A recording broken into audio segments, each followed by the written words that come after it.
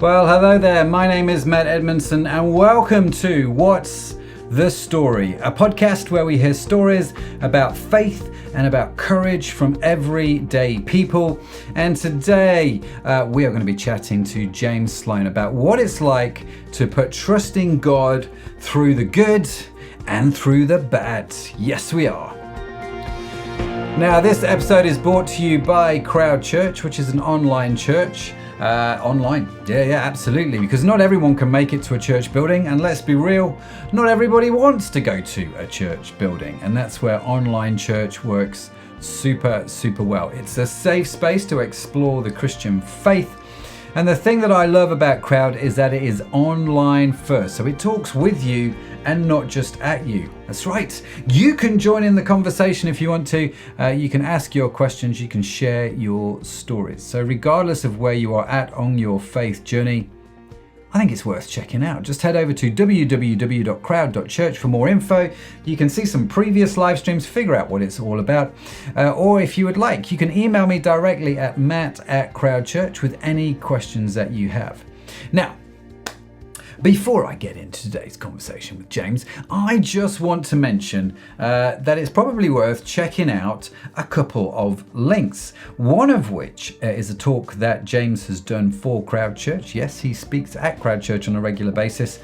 One of my favorite was Peter Denies Jesus, but would we do the same? Check out that talk by James. And also in the show notes, we'll also link to it, or you can Google Imagine If Trust. This is something that James is passionate about, so do check out Imagine If Trust. James, for those of you that you don't know, James lives in Liverpool with his wife and 3 kids. He is the CEO of Imagine If Trust, as I said, which is a community action charity. And he's on the leadership team of Frontline Church. Yes, he is. Proper grown-up and everything. James loves hanging out with his friends and with his family. He is just a top bloke. I really like him. And you are going to enjoy this conversation with James Sloan. James, thank you for joining me here on Crowd Stories. Welcome to the podcast. Great to have you. Now, I know, right, and we all know, if you're new to Crowd, you may not know that James has been a bit of a regular on the old Crowd Church broadcast network. It's not called that, but we should probably call it the Crowd Church broadcast network. And you've done all kinds of things, right? And you are sat in Liverpool, as am I, in your office at Imagine If Trust. So how are you doing? And are you excited to be here? Of course, always excited to be in the Crowd Church broadcasting studio. I'm sat in my study office in Wavertree in the middle of Liverpool. I might get interrupted by people wanting things, but they can come back later on if they need to. It's always funny when people get interrupted when you do these kind of interviews. Normally it's kids, because people work at home a lot now. And so normally it's kids that walk in. And I always think it provides a little bit of entertainment and enjoyment to the interview if I'm not... I think everything moving online means that we're more used to kind of interruptions and life just happening around you. It's more expected and... It's nice when that happens, isn't it? It's nice when that happens. So, James, like I say, a chunk of us will be familiar with you, but may not know your story. So I'm excited to dig into it a little bit here on the show. Now, how did it all start for you? Did you come out of the womb a Christian, or did you, become a Christian in your late 20s after an angel visitation or something like that? I don't know. Where did it all begin for you? I mean, somewhere between the two. It's kind of like I wasn't quite born with a halo, but I did find Jesus for myself later on along the line. No, I was born into a Christian home. So I grew up in Leeds, and my parents kind of planted a church, so started a new church congregation, I guess is the kind of the language. I always kind of grew up in and around church. But I guess that doesn't always mean that you understand what that really means for you and your life living out a Christian faith. So I saw lots of people doing Christian things and gathering together to, drink juice and eat donuts after church and kind of sip wine and take this bread thing that I didn't fully understand. So I was very aware of all the habits and all the lifestyle things that came with church. It probably took me till much later in my adult life to fully grasp what living a life of faith meant and choosing to make that decision for myself. It's interesting. You mentioned you saw them doing Christian things and immediately equated that to drinking juice and eating donuts. That's just what we did in the church. Every service ended with, I'm sure they had tea and coffee, but at my age, it was just juice and donuts. So for me, you had to kind of get through this hour and a half, and at the end, you get juice and donuts. So Sunday morning. There's a reward at the end. You know, what's not to love about juice and donuts on a Sunday morning? We should bring that back, right? We should bring that little tradition back, the old juice and donuts. And it's funny, isn't it, how, I didn't grow up in a Christian environment, but obviously my kids have, and a lot of people, my friends like you, have. It's funny when you talk to people that grow up in a Christian environment, the things that they remember. The things that impacted them as they grow up, things like juice and donuts and sort of having to make it through the hour and a half to get the juice and donuts. I don't know the pastor of the church at the time, but I imagine that's not what they thought would happen with kids in their church, but that's a reality of life, right? Yeah.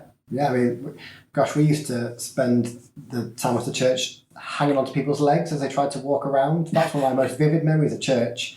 We used to call ourselves leggy leeches. So all the adults are trying to talk, and me and my brother and sister and a few other kids would just grab people's legs, and we thought it's hilarious. And I think back now, I'd hate it if my kids were doing that to me when I'm trying to have an adult conversation after church. But that's probably one of my standout memories, is just grabbing people's legs and just hanging on for dear life as long as you could. I'm sure they don't remember that as well as I do, but that was a standout memory. So it's funny, isn't it? Yeah, good memories growing up in a Christian home, as you can see. It is funny what we remember. And there's something quite powerful about this. I'm just taking a little sidestep here. As a parent, one of the things that I'm aware is on a regular basis, you have an opportunity to create memories for your kids. But you never know what they're going to be. My kids are, 15 to 20, almost 21 at the moment.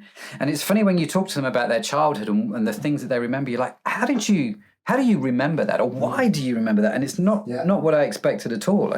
Yeah. And it's a challenge, for us raising kids. I grew up in a Christian home. My wife didn't. We've got positives and negatives from both our experiences, and trying to meet somewhere in the middle.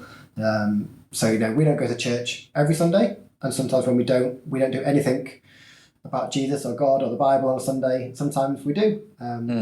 But for me, there's quite a lot of negative experiences around being churched at home and trying to learn Bible verses, and it almost feel like a school exercise.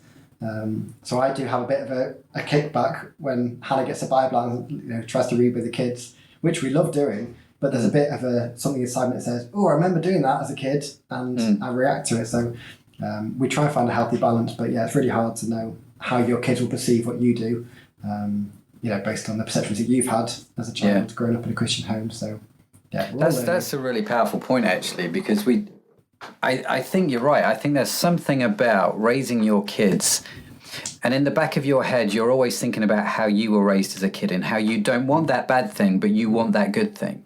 Yeah. But I don't think it's that black and white, is it? Because all my kids are different, and what one kid thought was good, another kid might think is bad. And so, but it is funny how you remember these things. Did you ever catch yourself, right, as a kid saying, I'm never going to do that to my kids when I'm older? And have you caught yourself actually doing the thing that you said you would never do? Yeah, the one thing to me is like licking your thumb and rubbing something off your kid's face. My mum used to do it to me all the time with either some kind of tissue she'd just pull out of her sleeve. Yeah. All mums just have a tissue just magically up their sleeve. It's like a magic trick, but there's no rabbit to appear. She would just damp something, just wipe my face. I'm like, oh, get off. But I do it all the time because our kids are just covered in muck on their faces. They're at that age where food doesn't always make it to the mouth without a kind of detour on their face. Yeah. So we all do it, don't we? And we do. I think culturally the world changes very quickly. So things that we had done to us as kids, for me 30 odd years ago, was a very different place. Growing up for me in the 80s, it's very different to kids growing up in the noughties and whatever we call the tens. I don't know. I lost count after the noughties, if I'm honest with you. So what were some of the...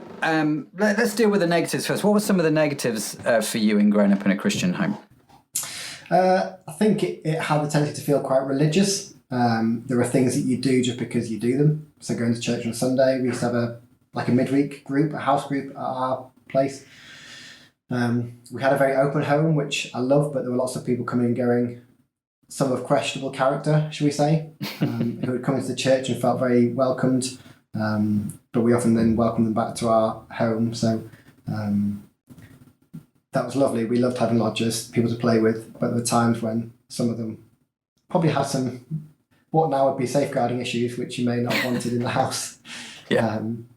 Different times back then. Different times back then, exactly. It was all good.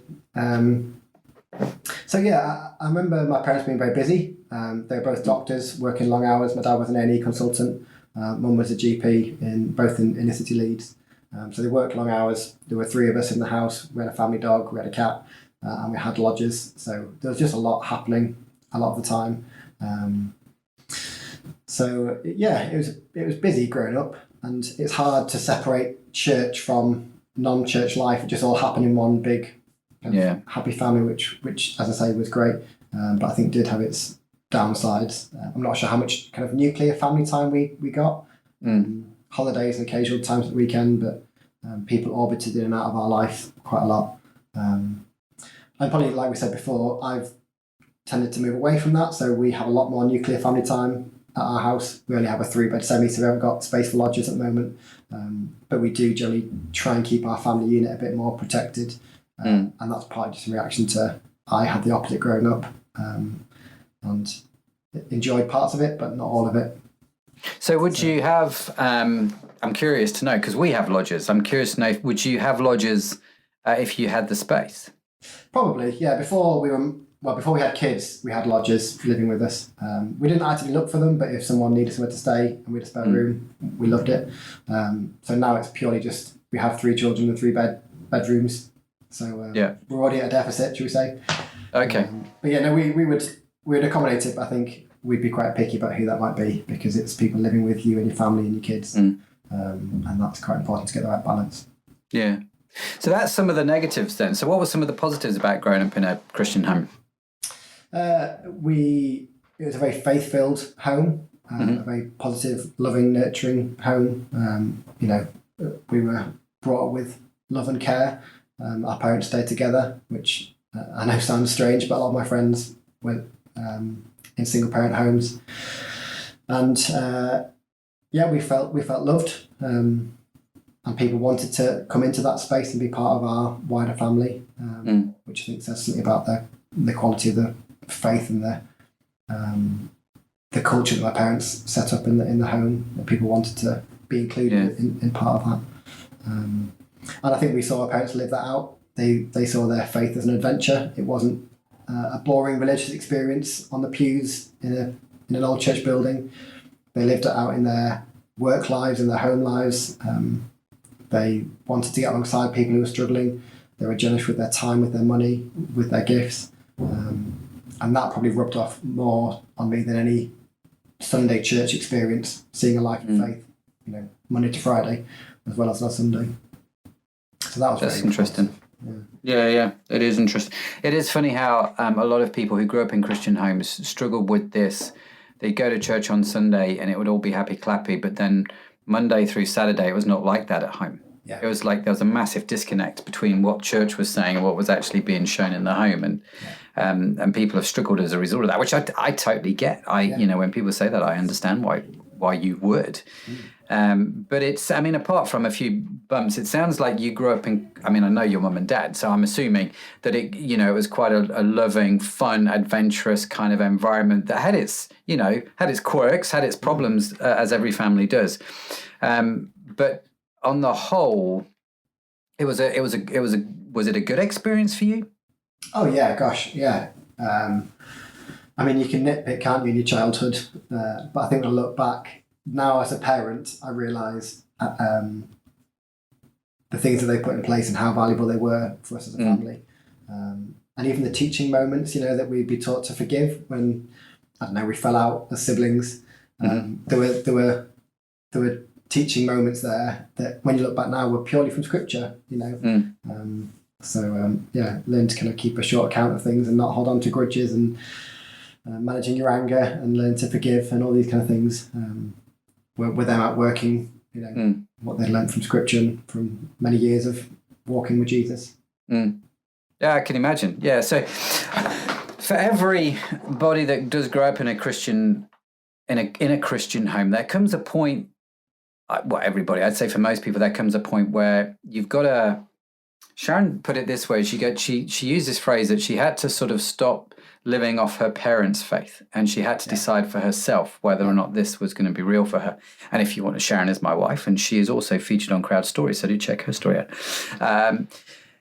Was that true for you? Was there a point where you kind of went, okay, I'm now going to decide to do this for myself, or have you just been a Christian as long as you can remember?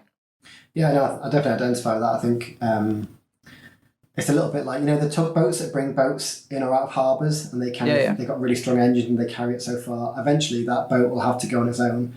I remember getting to a point, kind of feeling like I had been carried so far, but I then had to make a choice for myself and had to use my own engine power to go forward the rest of my life. So I think they gave me all the resources, all the foundational knowledge, I guess, and experience of church and faith and life walking with God. But it had to come to a point where I said, do I want to follow this same life for myself and experience this Jesus that everyone's been talking about, or do I want to walk away? I think the tension for me was a lot of my friends had left. We kind of grew up in a youth group together. And when you get to that 15, 16, 17-year-old age, I think it's make and break for a lot of kids who've grown up in church homes, peer pressure, life choices, all these kind of things. So I was probably the only one left really in a youth group of one. Oh, wow. By the time I got to 17, 18. So it's quite hard to kind of stay encouraged, stay motivated to keep going. So probably at that point, I wouldn't say I ever lost my faith, just didn't actively pursue it in the same way. I didn't have people bringing me along and walking with me. And that was probably a couple of years, 2-3 years worth of just doing life on my own and trying to work out what that looked like. I left Leeds, went to university, travelled across Africa for 6 months or so first. Saw the big wide world, went to university. I probably got to about the age of 20, 21, and just realised it wasn't all it's cracked up to be, living for yourself. And around the same time, my sister's marriage broke down, and I saw her just really kind of pushing into God, leaning on her church community, friends and family. And the faith that she had in that season really struck me, because I realised how shallow mine had become. I'd never stopped believing there was a God or that Jesus existed, but I was doing nothing about it. So I think watching her and her strength of character, and I guess the maturity, and I realised in comparison I was very immature. That was probably the kickstart I needed, and started engaging in a church community. And every Sunday I felt that I went along, that the message, the preach, the sermon, whatever you call it, had been written for me, for my benefit. And it was almost uncanny, like, did they know I was coming today? Because that seems to be aimed just to me. It's funny how we go through seasons and that happens. Yeah. I think just about anybody that's been around church long enough can go, there was a season whereby I felt the pastor's sermon was just aimed at me. Yeah. It's like it was just prepared for me because it was speaking so much to what was going on in my life. So I do smile because I've been there, James. Yes. Yeah. So, and it wasn't just a head, it wasn't just that the sermon resonated with me. It was an encounter. It was an experience that I couldn't deny. I'm not particularly emotional most of the time, but when I feel I encounter God, I do get quite emotional. And I remember just weeks and weeks of just feeling really emotional and feeling quite broken, and being ministered to, being prayed for. And for the first time fully accepting, this is what all those people were doing when I was trying to hold on to their legs in church. They were trying to encounter Jesus. And it's real and it's phenomenal and it's exciting and it's an adventure. It's not just gathering for donuts and juice. There's more to it. That's quite... So when you were... how can I describe it? When you were going your own way, I've got that song, You Can Go Your Own, in my head. Sort of 17, 18, 19, you're at university. How are your parents at this point? Because they could obviously see that that's what you were doing, I assume. How did they respond? Really gracious, and I didn't turn into a monster overnight. I'd like to think I was still quite a nice guy. But We should I was ask living them, a yeah. much more selfish lifestyle, probably than they would have liked to have seen. I was dating quite a few girls, and they could see that they weren't the kind of girls that they probably would class as marriage material. But I think they were just quietly loving me, praying for me, and just being there. And I think I knew that at the time, that it was an unconditional love. It wasn't trying to push me back into a mold that they were trying to create for me. They were just loving me through it, which is probably one of the things that stuck with me most, is the grace that they showed to me during those years is something that I want to make sure that I extend to my own kids and to others around me, because that was really powerful to be a recipient of that. It was mind-blowing. So were they just sort of trusting you to God, letting you sort of steer your own course through whatever you were going through, and then just offering kind of words of wisdom as and when you asked? Is that right? Is that how I picture it? So, it's hard to remember exactly how it looked at the time. But yeah, I never felt judged or corrected. I felt loved and supported and accepted through that whole time. Which I think is something I'd probably say to other parents: if your kids are questioning things, let them question them. I think if we try and correct and keep people, in line, they potentially might resent it, or feel they haven't been able to question their faith sufficiently or question life sufficiently. And I think you need to get to that place yourself to find maturity. I definitely value that ability to express myself and to make bad choices and to do daft things. 3 of which are in my mouth. I've got 3 teeth that are porcelain veneers because I was drunk running through town trying to swing off scaffolding and landed on my face. So I've got a very evident, life choice that I carry in my mouth every day. So you can't tell that those 3 are fake. Yeah. So be careful when you're swinging off scaffolding, guys. Yeah, you do. Yeah, top tip. You heard it here first. It's funny, isn't it, in life, because the Christian message is one of forgiveness, right? That God forgives you and your parents are very gracious with you and all that sort of stuff. But there are consequences to actions that sometimes we have to live with, right? And it's not a forgiveness issue. It's just that there are, like for you, there's a consequence that, you smash your teeth in, you have to have veneers. And if I wasn't plastered trying to swing off scaffolding, I'd still have my normal teeth probably. And so there are these consequences that you kind of have to accept for lifestyle choices that you live, right? Yeah definitely. And I think I probably found that the most when we went through, as couples in our church, we do something called marriage prep. So when you get engaged and you're planning to get married, you kind of buddy up with another couple and you talk about a whole bunch of things, from finances to in-laws, to sex and work and holidays, and that's when a lot of this stuff really came out for me, is to realizing all those selfish years actually had some consequences on our marriage. I didn't save sex for marriage, and that was a big issue when it came to marriage prep, because my wife had, although she didn't grow up in a Christian home, it was the wrong way around. Doesn't make sense at all.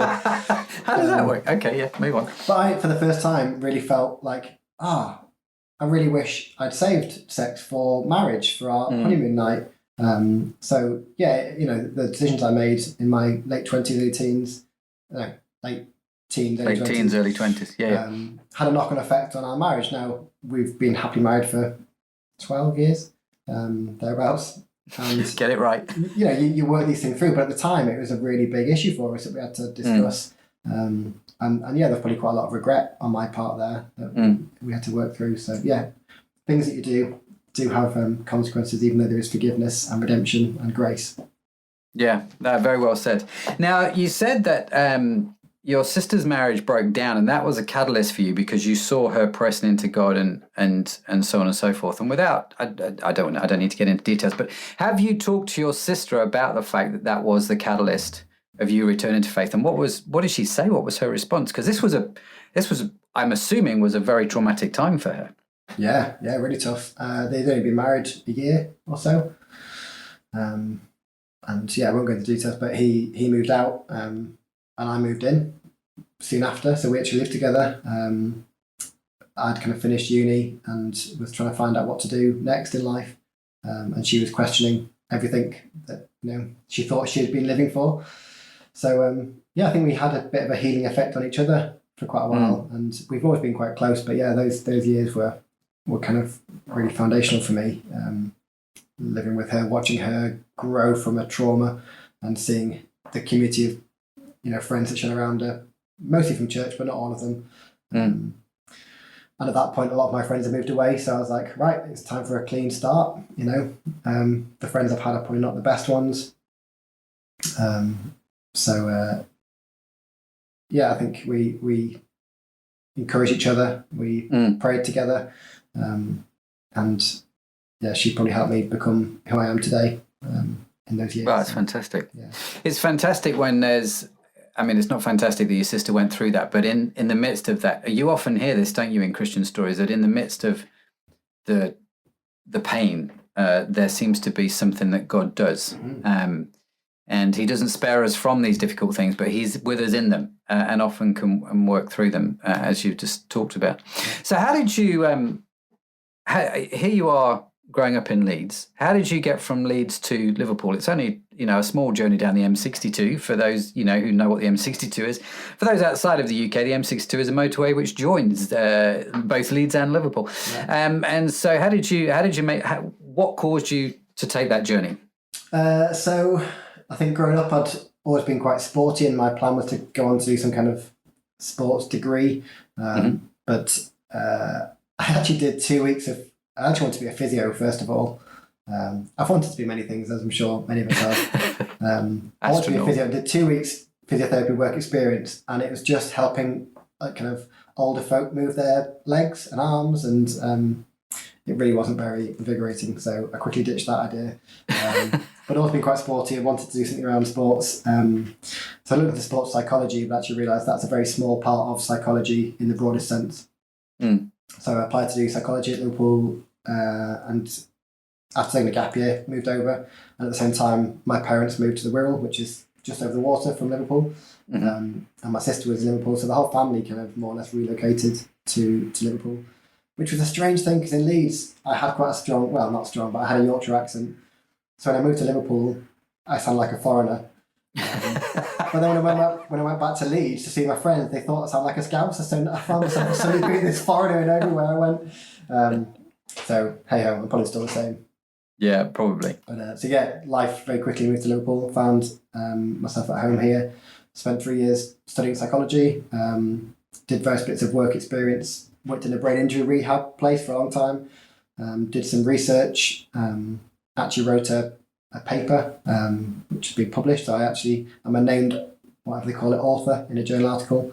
And then didn't know where to go next, and wanted to do some further studies. So I did a master's degree around health psychology, which kind of picks up on smoking cessation and weight loss and social cues to behavioural change, that kind of thing, which I was fascinated by. Oh, wow. And then graduated with that, and the plan was to do clinical psychology doctorate, which would be working with people with kind of mental health issues, depression, anxiety, doing lots of CBT interventions. And I found myself writing all these applications for jobs, because you have to do a few years kind of experience first. And the more I wrote them, the more I thought, this is just not me. Often the question says, tell us how you meet the person spec. And after about 10 or 15, I thought, I don't think I do. I don't think I do fit this person's spec. Which is quite a strange revelation when you spent 4 years studying for something and you realise this is not the career I want to be going into. And at the time I'd met my now wife, and we had just got engaged. So the pressure was kind of on to find a job that would pay the bills and, all of that. And then a job came up with Frontline Church, as they were kind of growing a lot of the social action things that they'd developed. And I just thought, well, I'll put an application in, it's something different. And as I started doing the application, I thought, this is me. This, like, every single criteria in this application is exactly what I've got. All my life experience and all my things that I'm passionate about. That was 12 years ago, June 2010, began to work for the church. And that's what's led me to where I am now. Which is in itself amazing. So this is where you meet Hannah. Hannah is obviously your wife and the mother of your fab kids. And here you are in Liverpool still, not a clinical psychologist. Yeah. You are the CEO. Are you the CEO? Is that your official title of Imagine If Trust? So what is Imagine If Trust? So Imagine If is a charity based in Liverpool, and we run a number of different projects in the community to support people that range from housing to some work with kind of early years, so a nursery providing funded places to those in the community, many of whom are single parent, low income families, through to kind of after schools projects for the local schools, family support work, food, a kind of community food scheme. So a whole host of things, which all sound kind of unconnected, but actually the beauty of what we do is that people often get connected between the various projects. Mm-hmm. So they might get referred into our family support worker, maybe a social worker makes a referral. And whilst they need some support, they actually need to save some money. So they join the food hub, and then they realise we've got a play group and they find other like-minded individuals. And those little connections, I find, is what alleviates poverty more than provision of material goods.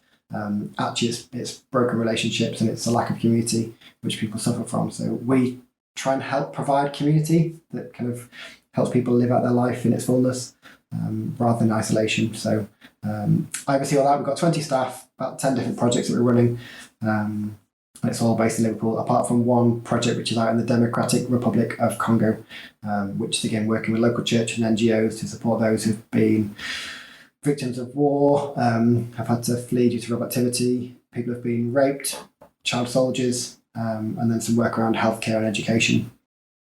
So again, just trying to kind of support the community and support those on the ground who are providing the relief. So it's an absolute joy and a privilege, and been doing that for 10 years. So we set Imagine If up in 2012. So I've been working for the church for 2 years, where we decided to set up a separate charity to house all the good stuff that we're doing in the community, to help distinguish what was church and for kind of churchgoers, and what was charity and often for community members. So yeah, we celebrate our 10th anniversary this year, 2022. Wow. Which is amazing, because I mean, Imagine If is quite an extraordinary charity, and it's, I mean, what you guys do there is unreal. I mean, it's brilliant. I've always been curious though, how did we end up with, I think I know the answers, but I'm going to ask the question anyway, because I'd want to know the answer if I was listening to this podcast going, hang on a minute, you do all this stuff locally, right? And then there's this one thing over here which is in the Congo, and it's like, it's not like Liverpool and the Congo are somehow twinned. Do you know what I mean? I don't know what city we're twinned with, but I don't think it's in the Congo. So how did that come about? So I wasn't actually around for the first few trips, but I think as a church, there was a real desire to send people overseas into various nations, both to provide practical care, but also to provide spiritual care and to reach out and to share the gospel. And that kind of grew to various trips that went to different countries. And as that was happening, a guy arrived in Liverpool from the Congo, and the pastor at the time got chatting to him and heard about his kind of hometown and said, well, could we take a team of people to support, encourage, resource the church there? So they took an early team, I think this is early 2000s, and just made a bit of a connection with a fantastic pastor there called Pastor Alexander, who we work with till today. And the trips developed over time, and the projects developed, and there's just a very natural connection between our two churches, really. So we kind of give some money to support what they do, and then we send teams out to help encourage them and provide training around medical care, and we've trained some teachers in the past. We've done teaching around trauma and counselling. So it's a partnership, really. It's a really, and it's a partnership that goes both ways. He's been to Liverpool 3 times, and every time he comes, he learns a lot, first and foremost, which is great. He always leaves very full of ideas, but he teaches us so much when he comes, because he's coming from such a different context. He's such a faith-filled man of God, that we've always found that his visits to us are almost like reverse missionary journeys, where he's coming to... Yeah, it's quite extraordinary, isn't it? Because the stories he has are extraordinary, but the man's always got a smile on his face every time I've seen him. Yeah. And you just think you are one of the most joyful people. And yet you don't have 95% of what I have. And you're, I think you're deeply challenged. I'm deeply challenged by that kind of attitude to life, right? Yeah. It's I think it's just inspiring. Personally, I think it's very, very inspiring when you see that kind of thing. Yeah. So here you are, CEO of Imagine If Trust. and have been for a number of years now. And obviously ImagineIF's doing some great work, and people can find out more on the website at imagineiftrust.org if you want to know more about what James is doing. What are some of the challenges that you guys have faced, either running the charity or marriage? I mean, you talked a little bit about childhood, but what are some of the big things that have been on your radar the last few years? Yeah, I mean, I think this year's been one of reflection for me. I think the fact that we're celebrating 10 years, you can't help but look back and reflect on the journey that we've been on. And to me, they've been 10 very busy years. I've got an 8-year-old, a 6-year-old, and a 3-year-old.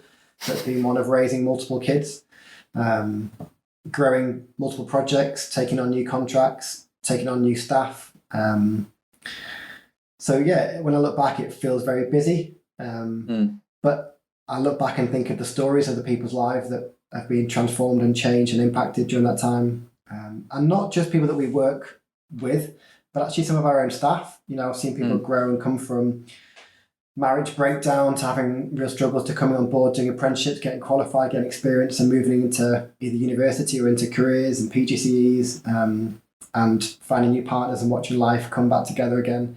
And that's a real joy to me, collecting those stories and being part of them and witnessing how God works in the small things often.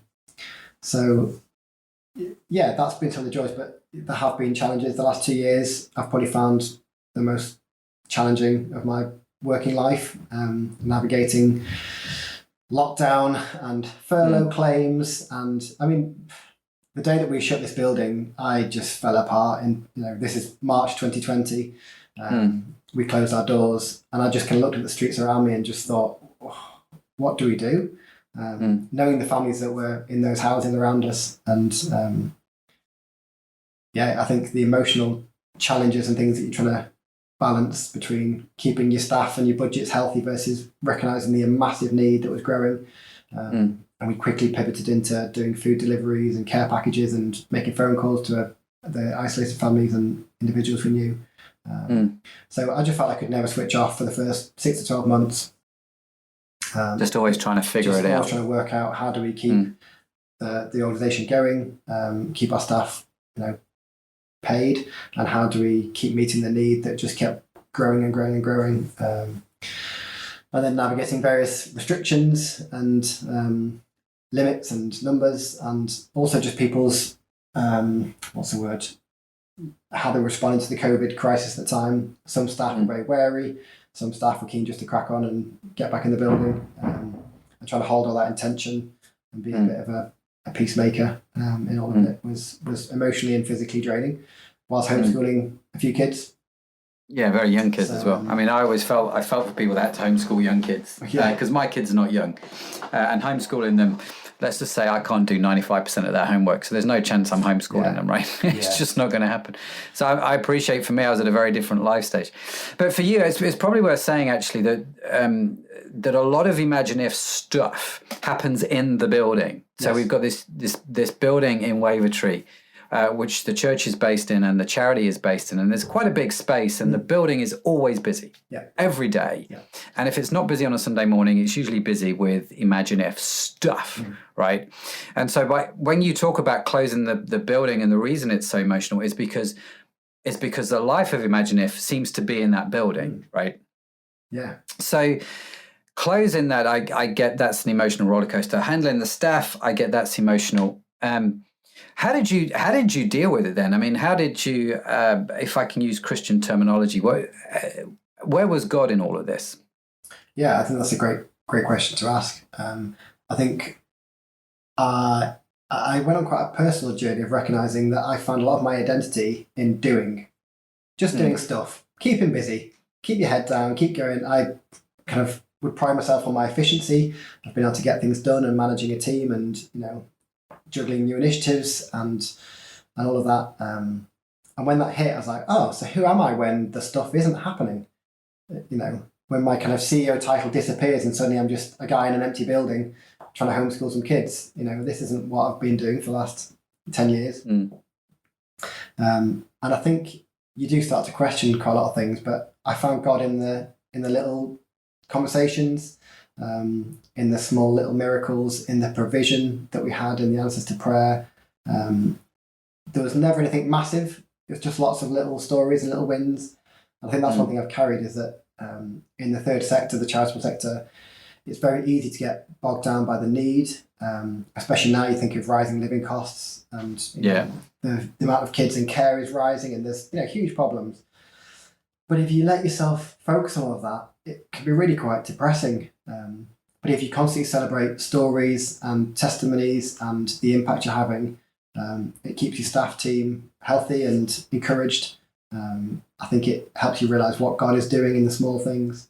And I think it helps you to be thankful and to recognise what you have, rather than focus on what isn't. So I think it's been a perspective change to try and recognise those things and celebrate them, rather than get bogged down with what we could be doing, or the need in the city or the nation or in the Congo, because the poor will always be with you is what we kind of read in scripture. So that's never going to go away. So we have to manage ourselves and our own boundaries and our own energy levels, so that we can keep going for the long term and not just for the short term. I like that. I like how you talked about celebrating and reminding yourself of the stories, the big ones and the little ones, and being okay that there are, a lot of little changes add up to a big change, don't they? It's and actually so often we miss them because they're small, and we think it should be big, and we think it's insignificant, but actually it's quite life-changing when you add it all up together. It's interesting you talked about finding your identity and being busy. Do you think that, I don't know if I don't mean this to come across in a sexist way, but do you feel that's quite a male thing? Maybe. I've never been anything other than a white male, so it's very hard to put myself in the shoes of anyone else, but I've always liked to be busy. It's probably inherited from my family. We just did a lot, and that became the norm. Maybe for men, it's a bit of a sense of being the breadwinner. There's always been the sense that they should work and they should provide for their families, and part of that is just being busy, whether that's a 9 to 5 or shift work or whatever. Interestingly, my wife, who is more qualified than me and was often the breadwinner before we had kids, in lockdown, she just loved the simple life. She had a little routine where she'd do a few hours of homeschooling, would go for a little walk around the block, and then they'd come back and do another hour or something with her. And she just loved that simple life, whereas I just found that really monotonous. It bored the life out of me. I need variety, and I need people, and I need to be inspired. So that sense of Groundhog Day just didn't do it for me. So I guess we're all wired differently, aren't we? Yeah, we are, and I get what you mean though. I think I've been one of those fellas, and I've definitely come across the guys who take great pleasure in telling you how busy they are. Yeah. Do you know what I mean? How's life going? Oh, it's busy, so busy. And it's like a badge of honor. Yeah. And I think the older you get, the more you realize that's just foolishness right there. And I catch myself still going, oh, I'm really busy. It's a really busy season. And you just got to catch yourself in the mirror and go, oh, hang on a minute. It's like, am I just a busy fool? Is a big question to ask yourself.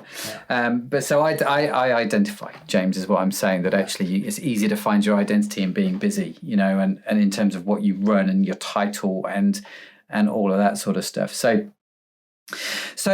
going forward, right? I assume Imagine If is still on the horizon. No plans to change unless there's a bombshell you'd like to drop. Do it now. No bombshells. I'm staying in it for the long term. Stuck in Imagine If for the long term. I think we all have a, what's the word I'm looking for? We all have a message. We all have a legacy that we want to leave. And I guess if there's something that you reflecting upon your formidable years of life, what's the one thing that you would want your kids to know? You've got your 3 kids, they're still quite young. What's the one thing that you'd hope they grow up knowing? So I often get, I'm trying to think of a polite word to say it, but ripped at work, should we say. I have the mickey taken from me. Because that's a polite way. My go-to phrase a lot of the time was err on the side of grace. And that's come from, we work with people from all walks of life, some who have had really difficult starts in life, some who have had unfortunate life events, some have just made bad choices, and may continue to make bad choices whilst working with us. But often, especially so we have 3 houses that we manage, 11 bed spaces, and often the tenants that we see may say one thing and do another. It's not uncommon to feel like the wool's being pulled over your eyes. But my message to our staff has always been, well, let's err on the side of grace. Let's give people that second chance. Let's give people the opportunity to experience love and forgiveness and grace. And people kind of go, well, then, they'll take advantage of you. And I'm willing to be proved wrong on this. But my ethos is, if you choose to be generous, then people can't take advantage of you. Because if you're choosing to give away, they can't take it from you. So to me, if you're choosing to be gracious and to give that generously, then people can't take advantage. It may seem like that in the short term, the natural, but actually long term, they're not gaining anything from that relationship. And actually they'll just lose the opportunity to grow and to develop. So it's something I say over and over again. Let's just err on the side of grace. Let's err on the side of grace. If in doubt, let's take that path. Now, obviously, the times we've had to be strict, we've had to evict people, we've had to have different conversations, but that's after giving them multiple opportunities to respond and to kind of come on board. And to me, the Bible's just full of parables and stories where Jesus gives people second opportunities. And it's the pastor trying to get in. Told to be interrupted. By the pastor too. Yeah, of all people. We've been playing a little joke, putting a dinosaur in each other's offices, so he's probably come to check if I found the dinosaur. Here. This is what I have to work with, this kind of thing. That's not what I'd call a little dinosaur. No, it's quite big and scary, but it's been going back and forth between our offices. This is what happens in these kind of environments, you see. We had to find ways to keep ourselves amused. But yeah, what I was saying was that the Bible's full of stories where there's just reckless, think of the prodigal son, or the father with 2 sons, as it's probably better known. That was culturally unacceptable for him to do what he did and to show that extravagant, reckless love for a child who basically took the mick and took all his inheritance. But that's essentially the message of the gospel, is that God gave his son Jesus to come and die for us in our place. And that was a reckless, extravagant love that he's shown to us. And I believe it's our duty to show that to others. And through Imagine If, we have a real opportunity to witness to people and to show that love, and hopefully to change lives and see people restored from their past. Yeah, that's brilliant. And it's interesting listening because it's almost come full circle, because that's what you saw in your parents, right? Yeah. That's what you had modelled to you growing up. That sort of sense of grace and adventure were the 2 things that I sort of wrote down in my little notes here. And how you're carrying that forward into Imagine If. It's a sense of adventure. You never know what's around the corner or what's going to happen today, right?